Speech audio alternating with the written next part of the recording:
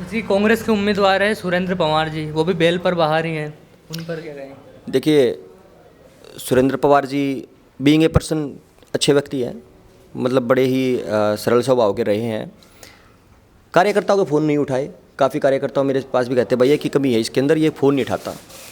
जैसे सोनीपत विधानसभा के जो उम्मीदवार हैं निखिल मदान जी, हमने यहाँ लोगों से बात की तो उन्होंने बताया कि भ्रष्टाचार काफ़ी किया हुआ है उन्होंने। और चुनाव से पहले खबरें थी कि इंडिया गठबंधन चुनाव लड़ रहा है, आम आदमी पार्टी और कांग्रेस एक साथ आ रही है, लेकिन फिर बाद में कुछ माहौल बिगड़ गया, दोनों की बात नहीं बनी। जैसे कि आम आदमी पार्टी की जब भी बात होती है सबसे पहले नाम आता है अरविंद केजरीवाल का। अरविंद केजरीवाल हुए, संजय सिंह हुए, मनीष सिसोदिया हुए, सभी ईडी या सीबीआई के किसी केस में अंदर बाहर होते रहते हैं, तो इसको आप कैसे देखते हैं? नमस्कार साथियों, हरियाणा इलेक्शन कवर कर रहे हैं समाचार सारथी पर आप सभी का स्वागत है। हम सबसे हॉट सीट बन चुकी हरियाणा की सोनीपत में मौजूद हैं। आज हम सोनीपत में आम आदमी पार्टी के कार्यालय में मौजूद हैं और आम आदमी पार्टी के जो प्रत्याशी हैं देवेंद्र गौतम जी, वो आज हमारे साथ हैं। तो आइए उनसे बात करते हैं। सर, सबसे पहले तो जो आपकी राजनीति की शुरुआत हुई वो कैसे हुई, आप अपने बारे में थोड़ा जनता को बताइए। सबसे पहले तो समाचार सारथी के सभी दर्शकों को आपको धन्यवाद जो आप इसको यहाँ पे कवर करने के लिए पहुँचे। देखिए, राजनीति की शुरुआत मेरी स्टूडेंट पॉलिटिक्स से एंट्री की थी मैंने। एनएसयूआई के अंदर बतौर वॉलंटियर के काम मैंने किया। National student union of India जो कांग्रेस की एक छात्र राजनीति थी, तो वहाँ से मैंने शुरुआत की। उसके बाद मैं अपना 2009 के अंदर जो रोहिणी डिस्ट्रिक्ट दिल्ली से अपना जिला महासचिव बना। फिर उसके बाद दिल्ली प्रदेश युवा कांग्रेस का मैं प्रदेश महासचिव रहा। फिर 2014 के अंदर मैं सोनीपत के अंदर अपना जो मेरा पैतृक ज़िला था, अपने पैतृक गांव में अंदर आया। यहाँ पे मतलब प्रचार प्रसार किया। तो मेरी जो राजनीतिक, अगर मैं उसको एक तरीके से कहूँ, राजनीतिक जर्नी जहाँ से मैंने अपनी शुरुआत की तो वो कांग्रेस पार्टी रही है। उसके बाद कुछ सर्कमस्टांसेस और कुछ, क्योंकि 2016 के अंदर मैंने एक चुनाव डिस्ट्रिक्ट प्रेसिडेंट का यहाँ पर लड़ा और भूपेंद्र सिंह हुड्डा, दीपेंद्र हुड्डा का मैं कैंडिडेट था। तो कुछ ऐसे समीकरण और मतलब राजनीति जिस प्रकार से भूपेंद्र हुड्डा जी ने यहाँ पे की, तो उससे मतलब वो जो संगठनात्मक जो चुनाव था वो भी काफ़ी गलत रहा। तो उससे वो करके मैं पॉलिटिकल जो करियर राजनीति थी उससे साइलेंट हो गया था। और उसके बाद मैंने मतलब लगातार मैं तो 2012 के अंदर आम आदमी पार्टी का गठन हुआ दिल्ली के अंदर। तो दिल्ली के जो काम थे, शिक्षा के ऊपर जो काम हुए, स्वास्थ्य के ऊपर जो काम किया गया, बिजली पानी के ऊपर जो मतलब लाजवाब काम दिल्ली के अंदर हुए, उनसे प्रभावित मैं था। मैं था कांग्रेस के अंदर 2012 से लेकर 2021 तक मैं कांग्रेस पार्टी में मतलब एक तरीके से अंतराल में रहा, जब से पार्टी आम आदमी पार्टी बनी थी। लेकिन मैं खुद सोचता था, जब मैंने ज्वाइन किया 17 अगस्त 2021 को मैंने पार्टी को ज्वाइन किया था, आम आदमी पार्टी को बतौर जिला अध्यक्ष मैं उसी दिन अपॉइंट किया गया था। तो मैं एक सोच रहा था कि मैंने पूरे 9 साल के अंतराल में आम आदमी पार्टी के खिलाफ कोई शब्द मेरे फेसबुक के ऊपर मुझे देखने को नहीं मिले। क्योंकि आजकल के जो नेता है वो पार्टियों को बुरा भला, नेताओं को गाली गलौज तक दे देते हैं, उनके कर्मकांड बता देते हैं, क्या क्या भ्रष्टाचार उन्होंने किया, अच्छा बुरा, मतलब वो चीज़ क्योंकि वो होते हैं। तो ऐसा कुछ भी मुझे नहीं, शायद मेरा अंजल पानी और जो मेहनत थी, जो मेरा आगे समाज को सुधारने की तरफ लेके जाना था, तो शायद अरविंद केजरीवाल जी की सोच से मैं प्रभावित था। और अरविंद केजरीवाल जी की सोच से ही प्रेरित होकर, उनके कामों से प्रेरित होकर मैंने 17 अगस्त 2021 को अपना आम आदमी पार्टी के अंदर बतौर जिला अध्यक्ष मुझे नियुक्त किया गया। और मैं काम करते करते अपना चलता रहा, संघर्ष किया। सड़कों के मुद्दे हों, पानी जल भराव के मुद्दे हो, सफाई के मुद्दे हो, अपना आशा वर्कर्स के मुद्दे हो, सफाई कर्मियों के मुद्दे हो, मतलब मुद्दों का शहर बना हुआ है। अगर हम सोनीपत शहर के हालात बताने लग जाएंगे तो पत्थर भी आंसू बहाने लग जाएंगे। ये हालात सोनीपत शहर के हैं। तो मैं अब 25 मई 2023 को मुझे लोकसभा अध्यक्ष के तौर पर नियुक्ति मिली। और आज एक आम घर के परिवार से, किसान मजदूर के बेटे को अपना प्रत्याशी आम आदमी पार्टी ने बना करके ये सिद्ध कर दिया कि वाकई में आम आदमी पार्टी आम घर के बच्चों को विधायक और सांसद बना करके संसद और विधानसभा में भेजना का काम करती है। ये आप सबके सामने है। जैसे कि आम आदमी पार्टी की जब भी बात होती है सबसे पहले नाम आता है अरविंद केजरीवाल का। अरविंद केजरीवाल हुए, संजय सिंह हुए, मनीष सिसोदिया हुए, सभी ईडी या सीबीआई के किसी केस में अंदर बाहर होते रहते हैं, तो इसको आप कैसे देखते हैं? देखिए, ये एक तथाकथित मनगढ़ंत शराब घोटाला की एक पटकथा जो कि बीजेपी भारतीय जनता पार्टी के हेडक्वार्टर के अंदर लिखी गई। ये आप कहेंगे कि भाई ये वहाँ क्यों, कैसे लिखी गई? आप देखिए, जितने भी नेता अंदर गए, मनीष सिसोदिया जी अंदर गए, वो कह रहे हैं कि भाई मतलब कोई कहता 100 करोड़ का घोटाला हुआ शराब के अंदर, कोई कहता 1000 करोड़ का घोटाला हुआ, कोई 500 करोड़ का घोटाला हुआ। भारतीय जनता पार्टी वाले नेता ये मतलब उनके पास कोई फिगर ही नहीं है कि पहली बात तो मतलब अपने आपस में तालमेल ही नहीं है कि भाई ये घोटाला है कितने का। उसके बाद जब PML एक्ट के तहत ये मुकदमा दर्ज हुआ, जांच हुई, CBI ED दोनों ने जांच की, एक 10,000 रुपये भी मनीष सिसोदिया जी के लॉकर से वो बरामद नहीं कर पाए। एक झुंझुना बच्चे जो खेलते हैं वो झुंझुना उस लॉकर के अंदर रखा हुआ मिला। और उसका आपने देखा होगा कि अब संजय सिंह जी बाहर हो गए, मनीष जी बाहर हो गए, अरविंद केजरीवाल जी सुप्रीम कोर्ट से जमानत पे बाहर हैं, और सुप्रीम कोर्ट ने बड़े गहरे आरोप ED और CBI की इंक्वायरी के ऊपर लगाए हैं कि आप तोते की तरह काम कर रहे हैं, आपको निष्पक्ष एजेंसी के तौर पर काम करना चाहिए। और हम भी संवैधानिक एजेंसियों से निवेदन भी करना चाहता हूँ आपके चैनल के माध्यम से भी, आपके ऊपर लोगों का विश्वास है, आप न्यायिक प्रणाली का हिस्सा हैं। अगर आप इस प्रकार से काम करने लग जाएंगे कि भारतीय जनता पार्टी की सह पर जो लोगों के हितों की बात आवाज़ को उठाते हैं लोग, उनको उठा करके अंदर डालने लग जाएगा, तो काम कैसे चलेगा। और भारतीय जनता पार्टी को अगर मैं एक नाम देना चाहूँ तो आज अपहरण गैंग के तौर पर काम कर रहे हैं। अपना किसी भी भ्रष्टाचारी नेता का उठाओ, अपहरण करो और अपना उठा करके पार्टी के अंदर शामिल करो और चुनाव लड़वाओ।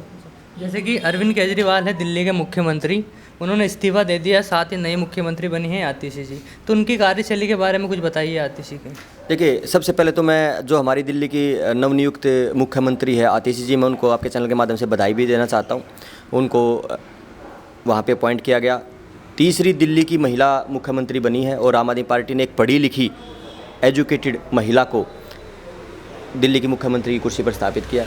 अरविंद केजरीवाल जी की सोच शुरुआत से ही शिक्षा के ऊपर रही है, और अरविंद केजरीवाल जी जिस प्रकार से भारतीय जनता पार्टी अभी एक षड्यंत्र रच रही थी कि किसी प्रकार से सरकार को गिराया जाए, राष्ट्रपति शासन लागू किया जाए, उन्होंने राष्ट्रपति जी का मतलब रुख किया। राष्ट्रपति जी ने होम मिनिस्ट्री को लेटर लिखा कि भैया अब इसके ऊपर कार्रवाई शुरुआत कीजिए। तो एक तमाचा मारने का काम अरविंद केजरीवाल जी ने मतलब ये किया कि भारतीय जनता पार्टी के सभी नेताओं के मुंह पर एक करारा तमाचा ये लगाने का काम उन्होंने किया है। उन्होंने हमेशा इस्तीफे को अपनी जूते की नोक पर रखा है। 2013 की बात हो, जब कांग्रेस अलायंस के साथ पहली बार अरविंद केजरीवाल जी ने सरकार बनाई थी, 49 दिन के अंदर अरविंद केजरीवाल जी थे, उनके पास एंटी करप्शन ब्यूरो होता था। अडानी और अंबानी के ऊपर जो FIR लॉन्च करने का काम अरविंद केजरीवाल जी ने किया था, उनके बाद उनसे वो डिपार्टमेंट छीन लिया गया था, LG को पावर दे दी गई थी, और उसी टाइम उन्होंने 49 दिन की सरकार से इस्तीफा दे दिया था। आज कोई मेंबर भी बन जाए ना, ग्राम पंचायत का मेंबर भी बन जाए, तो वो इस्तीफा नहीं दे सकता। और अरविंद केजरीवाल जी वो शख्स बन चुके हैं, उनका नाम इतिहास के पन्नों में दर्ज हो चुका है कि 2 बार मुख्यमंत्री की कुर्सी को छोड़ चुके हैं। तो ये चीज़ अपने आप में एक मतलब उदाहरण है। और आने वाले समय के अंदर पिछला चुनाव जो लड़ा था 2020 के अंदर अरविंद केजरीवाल जी दिल्ली में, वो लड़ा था कि अगर मैंने काम किए हों तो मुझे वोट दो, अन्यथा मुझे वोट मत देना। अब की बार 2 करोड़ की जनता जब जाएंगे अरविंद केजरीवाल जी, तो उनका एक नारा है कि अगर मैं ईमानदार हूं तो मुझे वोट दो, अगर मैं नहीं हूं तो मुझे वोट मत दो। ये एक स्पष्टवादी, एक कट्टर ईमानदार, कट्टर देशभक्त नेता ऐसे बयान दे सकता है भरी पब्लिक डोमेन के अंदर। आप किसी भारतीय जनता पार्टी या कांग्रेस के नेता से दिलवा दो, मैं मान जाऊंगा। जैसे कि सर, चुनाव से पहले खबरें थी कि इंडिया गठबंधन चुनाव लड़ रहा है, आम आदमी पार्टी और कांग्रेस एक साथ आ रही है, लेकिन फिर बाद में कुछ माहौल बिगड़ गया, दोनों की बात नहीं बनी। देखिए, इंडिया गठबंधन की जो शुरुआत हुई थी, जो निकल के ये रूमर्स जो चला, बहुत बड़ी पार्टी है कांग्रेस, 1885 में बनी थी, उनके जो आज होल सोल सुप्रीमो है एक तरीके से राहुल गांधी, विपक्ष के नेता भी है संसद में, उनकी तरफ से ये पेशकश हुई थी कि क्यों ना हरियाणा के अंदर आम आदमी पार्टी के साथ गठबंधन किया जाए।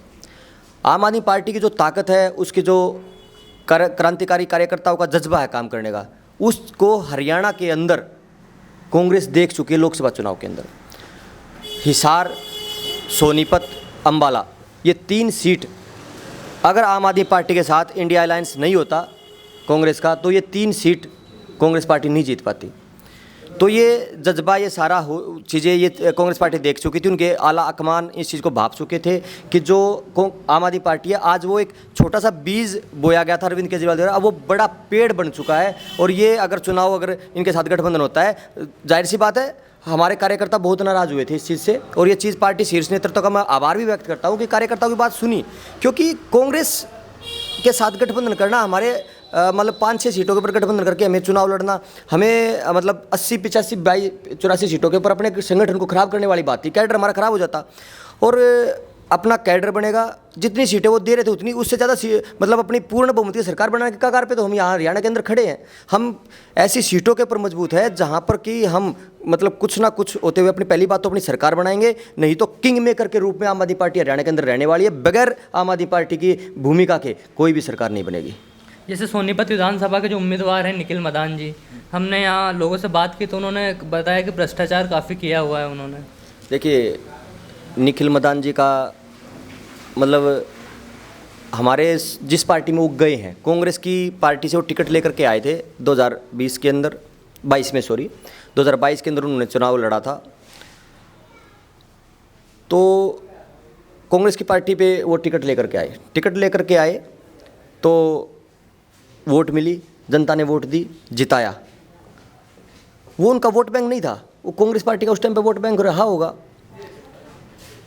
अब जिस व्यक्ति को खुद संवैधानिक पद पर रहते हुए 9.5 साल के हमारे जिन्होंने प्रदेश को खटारा बनाने का काम किया, खट्टर साहब, उन्होंने खुद भरी मीडिया में पब्लिक डोमेन के अंदर जब वो अपने मेयर के कैंपेन में आए हुए थे तो उन्होंने कहा था कि भाई कैंडिडेटों का ताल वो अपना उनका कंपैरिजन ही कर लो। तो उन्होंने इन्हीं निखिल मदान को सट्टेबाज, बुक्की गैंग का सरगना, अपना हवाला किंग का सरगना, अपना दलाली किंग का सरगना, ऐसे ऐसे आरोप उनके परिवार पे और इन पे लगाने का काम किया था। अब वो इनके लिए दूध के धोए हो गए। मैं ये कहना चाहता हूँ आपको, भ्रष्टाचार निखिल मदान मेयर रहा, 3.5 साल का कार्यकाल, अब वो चुनाव लड़ रहे हैं। मेयर रहते हुए, जब मेयर बनने से पहले उन्होंने पूरा सोनीपत की जनता के साथ बड़े वायदे किए थे। मैं सोनीपत को ये कर दूंगा, मैं स्मार्ट शहर बना दूंगा, ये कर दूंगा, फलाना कर दूंगा, ढिमका कर दूंगा। अब विधायक बनने के लिए भारतीय जनता पार्टी के अंदर भी जाकर के कह रहे हैं मैं आ गया तो मैं सोनीपत को ऐसे कर दूंगा, मैं ये कर दूंगा। भाई ये 3.5 साल में नगर निगम के अंदर आपके अंदर फुल चार्ज था, मेयर थे आप, उस टाइम आपने क्या किया? कचरे का ढेर, कचरा रूपी शहर बना दिया। चारों तरफ आपको कचरे के जो डंपिंग स्टेशन है वो बिल्कुल रोड के ऊपर, बस अड्डे के पास ऐसी ऐसी जगह मिलेंगे जहाँ पर के लोगों का आना जाना रहता है। देश विदेश से घूमने के लिए लोग यहाँ पे आते हैं। हमारे बहुत सारे मतलब जो ऐतिहासिक स्थल है वो यहाँ पे सोनीपत के अंदर मौजूद है, वो आकर के देखते हैं सोनीपत का कचरे का ढेर है। उसके बाद कोई भी रोड ऐसी नहीं है जहाँ पे टूटी हुई नहीं हो। कोई लिंक रोड किसी वार्ड का ऐसा नहीं है कि आराम से चल करके हम मतलब सड़क के ऊपर आ जाए। जो टूट जाती है वो ख़त्म हो जाती है। ट्राइक 26 जनवरी 2024 को खंभों के ऊपर एक बड़ा घोटाला जो 25-30 लाख रुपए लगा करके और अपना ट्राई कलर दिया गया था, लड़ियाँ लगाई, सारी फ्यूज हो चुकी है। ऐसे ही फ्यूज निखिल मदान 8 तारीख को हो जाएंगे जब रिजल्ट आएगा। तो ये चीज़ चलने वाली नहीं है और अब जनता समझ चुकी है और आने वाले समय के अंदर जनता मतलब अब सवाल करना भी जानती है, उनका जवाब लेना भी जानती है। तो अब की बार जो सोचते थे कि सोनीपत की भोली भाली जनता को बैला फुसला करके जुमलेबाजी कर करके मतलब उनका वोट ले लेंगे, तो ये चीज़ अब नहीं है। सोनीपत में आम पब्लिक का, आम घर का बेटा चुनावी मैदान में है। सोनीपत की जनता को ये टिकट समर्पित है। सोनीपत की जनता इस चुनाव को लड़ रही है और मैं मतलब इस चीज़ में अब की बार सोनीपत का जो बेटा है वो यहाँ से प्रचंड बहुमत के साथ जीत दर्ज करेगा। जी, कांग्रेस के उम्मीदवार है सुरेंद्र पवार जी, वो भी बेल पर बाहर ही हैं, उन पर क्या कहें? देखिए, Surendra Pawar ji being a person अच्छे व्यक्ति हैं, मतलब बड़े ही सरल स्वभाव के रहे हैं। कार्यकर्ताओं के फ़ोन नहीं उठाए। काफ़ी कार्यकर्ताओं मेरे पास भी कहते भैया की कमी है इसके अंदर, ये फ़ोन नहीं उठाता। दूसरा कहते थे कि भाई हमारी सरकार नहीं है। सरकार ना होना एक अलग पार्ट है, आप विधायक है एक अलग पार्ट है। अगर सरकार में नहीं है, आप विपक्ष में बैठे हैं, तो आपने लोगों के हकों की लड़ाई कितनी लड़ी ये जनता देखती है। जब रोड टूटे हुए थे, जब किसान बैठे हुए थे, जब सड़कों के ऊपर कचरा फैला हुआ है, जब पानी की जल भराव के अंदर निकासी, जब थोड़ी सी बारिश, अगर 5 मिनट बारिश हो जाए तो शहर 3 हिस्सों के अंदर डिवाइड हो जाता है, उस टाइम आपने उन लोगों की जो परेशानी हुई उनके लिए आवाज़ कितनी उठाई, जनता उस चीज़ को देखती है। भ्रष्टाचार के आरोप में गिरफ्तार हैं, जेल से ही पर्चा दर्ज करने के लिए आए थे, नामांकन करने के लिए आए थे और अवैध खनन के मामले में है, जेल के अंदर परिवार है, कैंपेन कर रहा है, सोच रहा है कि जनता वोट देगी कि भाई आज़ादी की लड़ाई के अंदर जंग लड़ रहे थे, उठा करके लोगों ने जेल में डाल रखा है। कोई सोच रहा है इस तरीके से कि भाई किसी लोगों की सामूहिक लड़ाई लड़ते हुए सड़कों के ऊपर जब रोड जाम करते हैं हम लड़ क्रांतिकारी, उसके ऊपर में वहाँ पे जेल में, तो भाई वो जेल के अंदर अवैध खनन के मामले में है। अपनी पर्सनल इनकम जो अवैध रूप से कमाई गई है, काले कमाई, उस पे वो जेल के अंदर है। उस जनता इस चीज़ को जानती है कि कोई जनहित के मुद्दे के ऊपर वो जेल में नहीं है, कि लोगों की उनके साथ सिंपैथी होएगी। तो भाई अब की बार जो सोनीपत की जनता, मतलब दोनों पार्टी, दोनों जो लोग हैं, हालांकि पार्टी तो एक ही है, बीजेपी वाला कैंडिडेट कांग्रेस ही है, कांग्रेस से गया, तो पार्टी तो एक ही है, कांग्रेस चुनाव लड़ रही है, मतलब एक तरीके से। तो दोनों लोगों को जनता भाप चुकी है, देख चुकी है। और अब की बार जनता एक एक वोट शिक्षा के नाम पर, स्वास्थ्य के नाम पर, रोजगार के नाम पर, महिलाओं के सशक्तिकरण के नाम पर, और जिस प्रकार का क्राइम रेट सोनीपत के अंदर बढ़ा है उसके नाम पर, उसके खिलाफ अब की बार आम आदमी पार्टी को वोट करने जा रही है, अरविंद केजरीवाल जी को वोट करने जा रही है, और उसका आपको रिजल्ट देखने को मिलेगा। जैसे कि हरियाणा में अगर बात की जाए तो भूपेंद्र हुड्डा साहब, दीपेंद्र हुड्डा का काफ़ी नाम है यहाँ पर, और जो उन्होंने कुमारी शैलजा हैं, उनको एक साइड लाइन कर दिया है, तो इस पर आप क्या कहेंगे? देखिए, नाम 2 बार के सीएम है, रहे हैं मुख्यमंत्री, तो नाम तो ऑटोमेटिक हो जाता है, कोई विधायक बन जाए तो उसका नाम हो जाता है। ये तो 2 बार के मुख्यमंत्री रहे हैं। और कांग्रेस के अंदर अपनी ही फाड़ चलती रहती है, अपना एक ओरा है कि भाई कुमारी शैलजा क्यों आगे बढ़ रही है, रणदीप सिंह सुरजेवाला क्यों आगे बढ़ रहा है, वो किरण चौधरी जी आगे, वो बीजेपी में भाग गई, अपना इनका भूपेंद्र हुड्डा बाबू बेटा का अलग अलग है, बाबू की जिसके साथ बना है उसने उसकी बेटे के साथ नहीं बनती, बेटे की जिसके साथ बना है उसकी बाबू के साथ नहीं बनती, बाबू बेटा भी मतलब वो नहीं है, ठीक है। तो इन्होंने एक पार्टी को अपना एक मतलब बपोती समझ लिया कि ये पार्टी अगर कांग्रेस है तो भूपेंद्र सिंह हुड्डा है। और आपने पंजाब का रिजल्ट आम आदमी पार्टी का देखा होगा, अच्छे किलों को ढहाने का काम आम आदमी पार्टी ने किया है, जिसको ये गढ़ कहते हैं। पंजाब के अंदर भी गढ़ कहते थे, बादल परिवार का गढ़ है, मजीठिया ये है, कैप्टन अमरिंदर है, वो सारे पेड़ ऐसे धराशायी किए हैं, ऐसे जड़ों को हिलाया आम आदमी पार्टी के कार्यकर्ताओं ने, और ये पेड़ आपको यहाँ हरियाणा के अंदर भी धराशायी होते हुए दिखेंगे। जैसे बीजेपी के पूर्व मुख्यमंत्री हैं मनोहर लाल खट्टर, उनको हटा दिया गया था बीच में, तो इससे क्या लगता है बीजेपी को नुकसान होगा? देखिए, भारतीय जनता पार्टी हमेशा जात पात धर्म की राजनीति करती है। जहाँ जिस वर्ग का उनको फ़ायदा लेना होता है उस वर्ग के कैंडिडेट को आगे करके वो उनके लोगों की वोटों के साथ खेलने का काम करती है।